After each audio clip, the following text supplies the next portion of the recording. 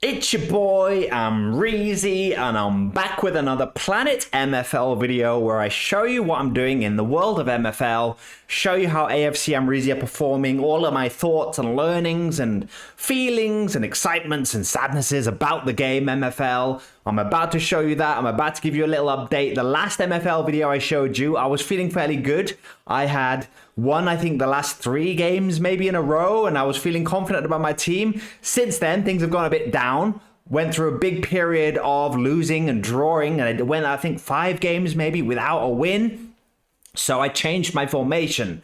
That's the big breaking news in Amreezy's MFL world is I've changed my formation, I've tweaked my formation, and thank you to everyone who comments on my videos, who answers my questions on Discord, because that's partly helped me change my formation. I can't remember if it was in Discord or YouTube, wherever, but I listened to the comments, I put them in action, and someone told me if you've got fast wingers, then you should really go for a winger formation. And I wasn't playing with wingers. I was playing with 2 strikers and a left midfielder and a right midfielder because I like the idea of 2 strikers. But it was a combination of having my star striker who's gone up by 5 overall attributes already. His overall rating is 5 already. We talked about him in last week's video. Koka, the Turkish striker who's become a child of mine. He has a special place in my heart now. So basically, I thought he's becoming this star for me. I want to have just one striker formation because I'll get the most out of that one striker and kind of build a team around him now.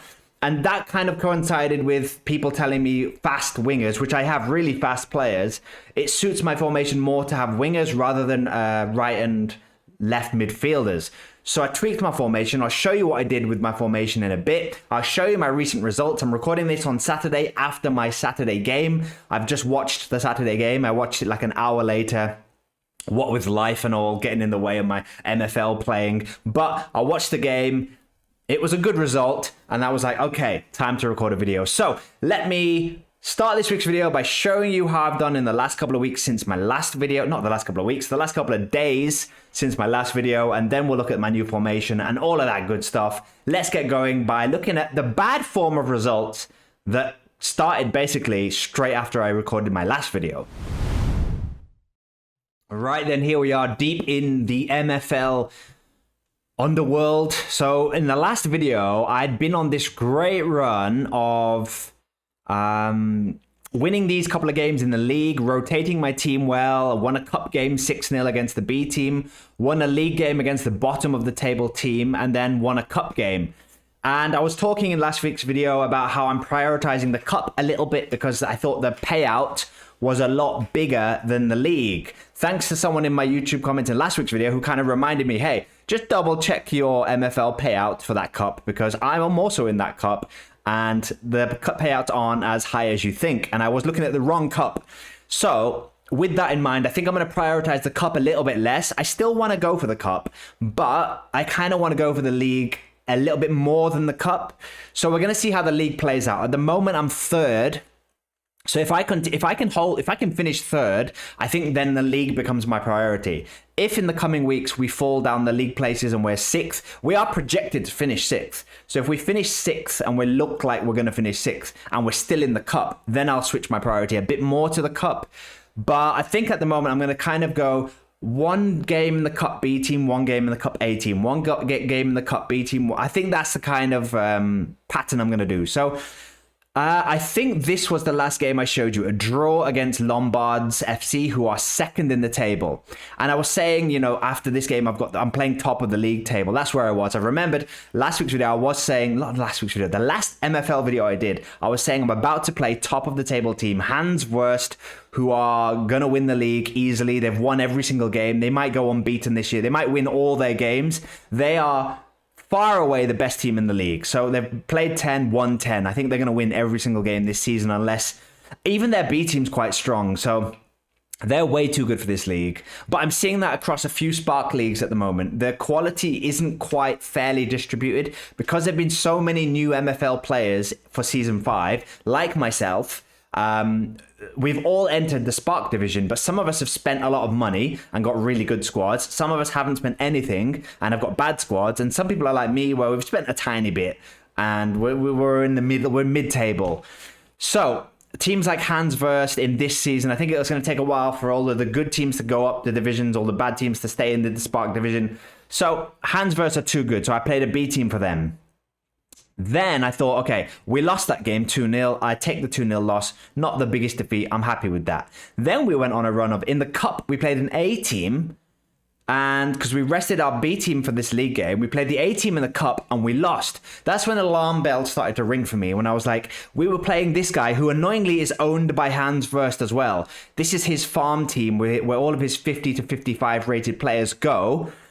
And annoyingly, he doesn't have just 50 to 55 rated players. He has his 50 to 55 players rated, but then he loans in really good players. So they're a good team, but still, I should have beaten them. I had a team that was of equal ability, and I lost 2-1. So I kind of put the defeat down to him having really good loan players, and we were sticking with our formation, which back then was a 4-4-2 diamond, where we were playing 2 strikers.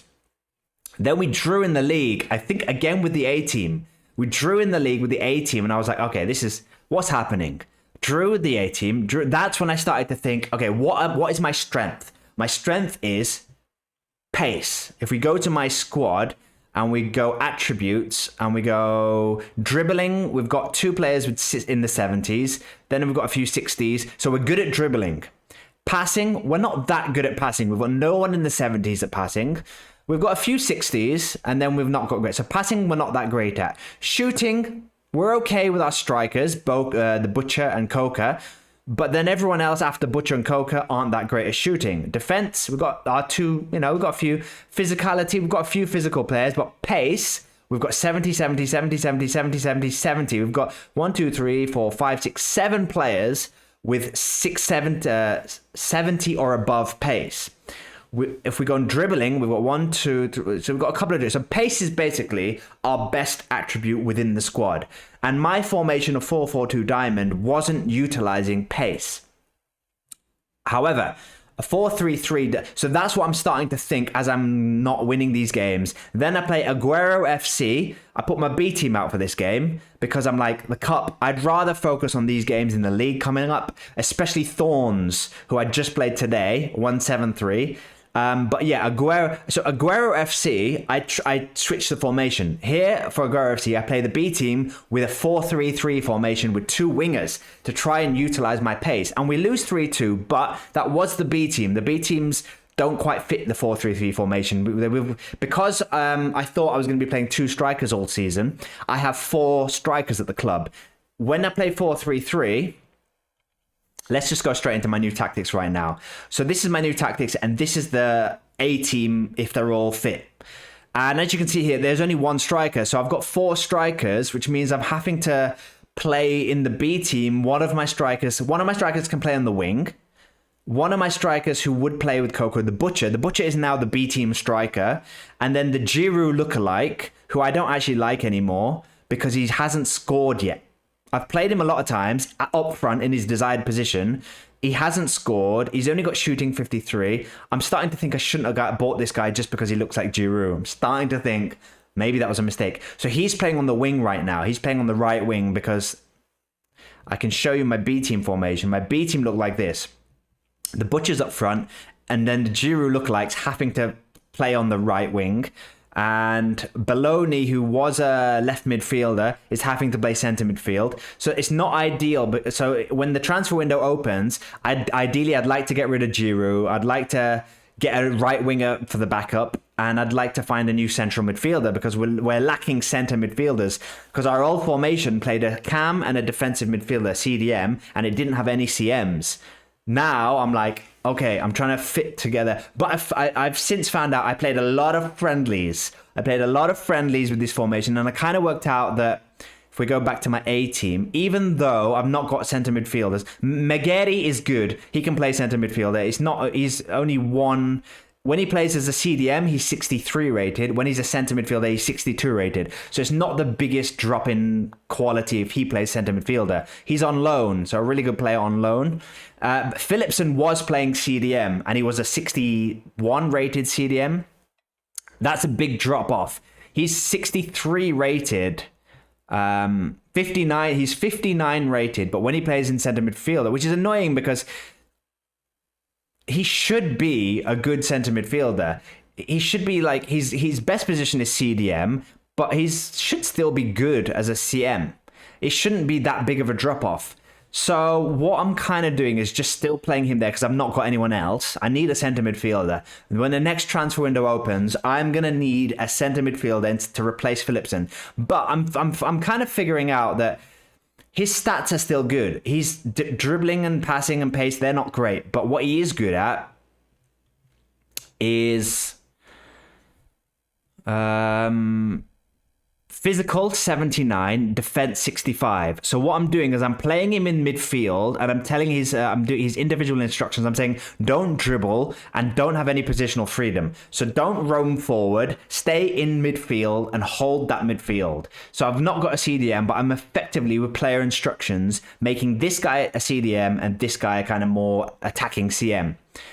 So that's the weakness in the team, CM, and also my wingers. So this is why I didn't, I did experiment with wingers in pre-season, but I never liked seeing them in our yellowy kind of color. They're not green, but I've learned to put that aside, put my OCD aside and not try and have everybody in green, because these guys have been doing really well in my friendlies and really well since the formation change. These wingers, even though they're not green, they've both got the attributes. They're both fast and dribbling, Lucy and Radic.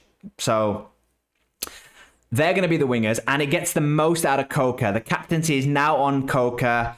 He's now the main man. It gives me one focal point. Before, when I was playing two strikers, the Butcher and Coca, they were kind of sharing the goals. And since Coca's now been developing so well, he's now the same overall rating as the Butcher, and he's going up and up and up and up and up. So I'm expecting him to overtake the Butcher. So the Butcher can be my B team striker because it's good to have depth.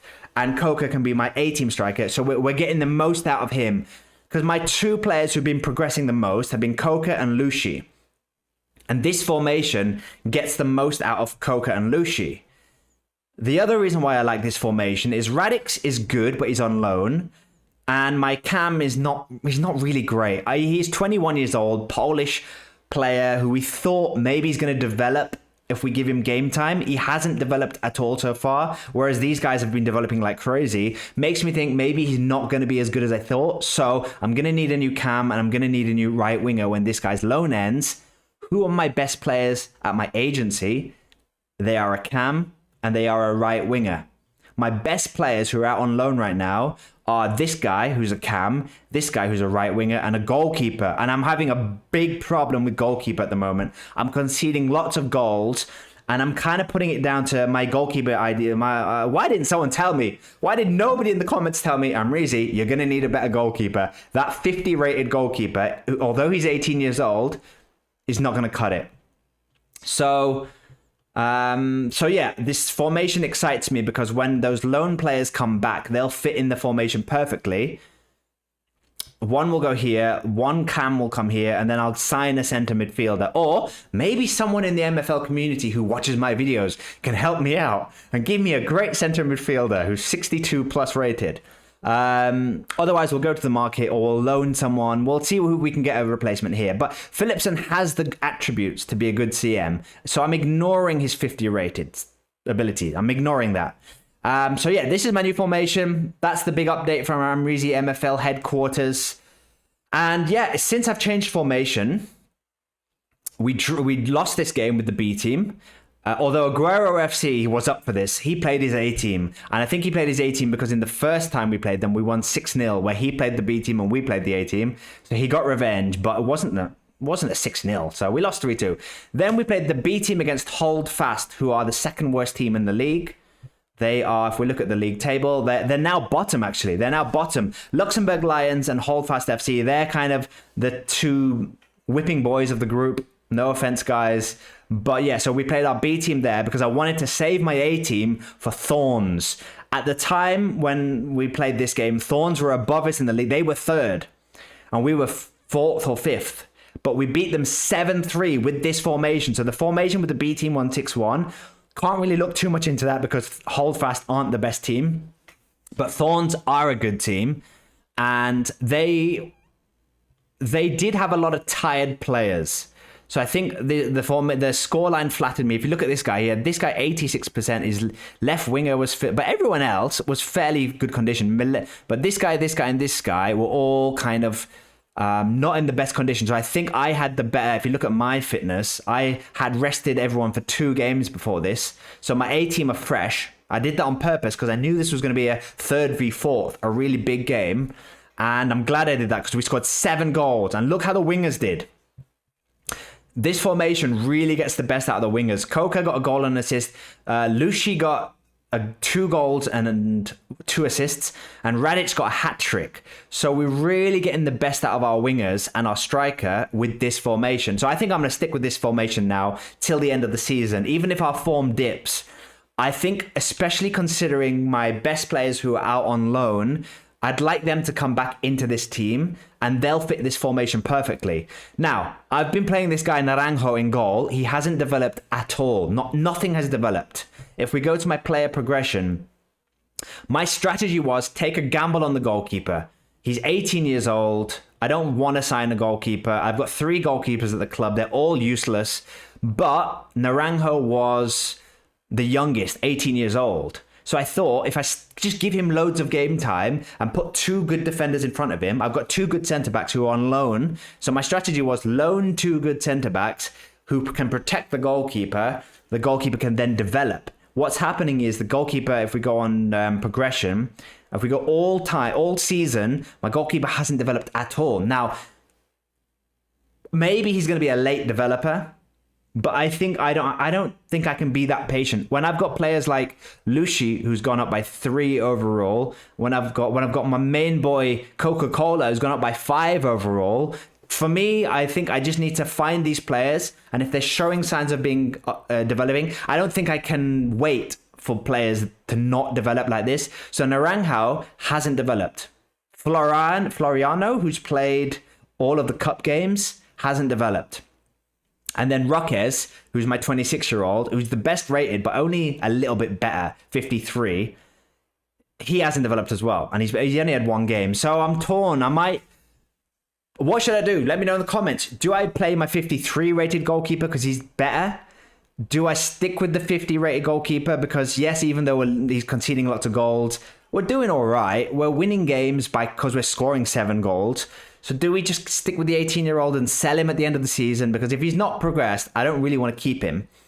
And he's 18 years old. Somebody will buy him in the hope that they can develop him. And I just get my loan guy back. My loan guy for next season is one of my best players is an 18-year-old goalkeeper who's out on loan. And do I just next season play... Oh my gosh, I'm lost. I'm lost in the MFL world. This guy, Jorge Luis, who's having a great time. He's doing really well. The manager who took him, Egyptian King, is playing him every week. He's playing him. So he's got 13 appearances. I think he's playing every game. And 7.6 rating on average, which is not bad. I don't think he's progressed. He hasn't progressed as well. But... He's a 69 rated goalkeeper. So even if he isn't going to be a progressing goalkeeper, I figure he'll be a good goalkeeper for me. Even if he doesn't progress, he's 69 rated. He'll be a really good goalkeeper for me next season. And hopefully my sort of average overall rating is in the 60s next year. I want it to be between, say, 72 and 62 so that I can fit these guys who are on loan. That's kind of what I ideally would want next year. And even if they don't, I've kind of figured like this guy, Del Rio, is getting played. Last video, I was complaining that Del Rio wasn't getting any games. Now he's getting games. He's played 5 games since last video. Maybe the manager was watching my video. Maybe. If he was, thank you for playing him. I'm sorry he's only got a 6.1 rating average. Hasn't scored, hasn't assisted. But stick with him. Stick with the River. Del Rio, the River. He'll do well. He'll come good. So yeah. They are my MFL thoughts. I'm excited that we've got a new formation. I'm excited that we beat the team that were 3rd. And now we're 3rd. These 2 are the best teams in the league, Hansverst and Lombards. However, when we played Lombards, we drew 3-3. So we might be able to finish 3rd in this league and possibly get a chance at making the playoffs. And then who knows what happens. So That's your update from your boy Amreezy. I'm third in the league. I've changed my formation. I'm playing a 4-3-3. Thanks to all the help in the YouTube comments, in the Discord, of people giving great advice. Also, what I'd like to see is your guys' players who have been progressing well. I've got this guy Coca, who's gone up by 5 overall. Do you have anyone else who's been progressing as well as Coca's been progressing? If so, drop the sort of player ID, the number, so I can look him up and look at his progression and stuff. I'd like to see that. So yeah, I think Coco's gone up by an extra overall rating since my last video. I think had gone up by 3 or 4 last week's video. Now he's gone up by 5. Beautiful. Lucy also developing well. Lucy and Coca, they're my main boys. Everyone else, get your act together. Right. In my next video, I'll give you an update on how the formation's been playing out, how our results have been doing. Until then, I'll see you next time. Keep having fun in the MFL world. Good luck with all of your MFL teams if you're not in my division or my cup. I'll see you next time. Peace.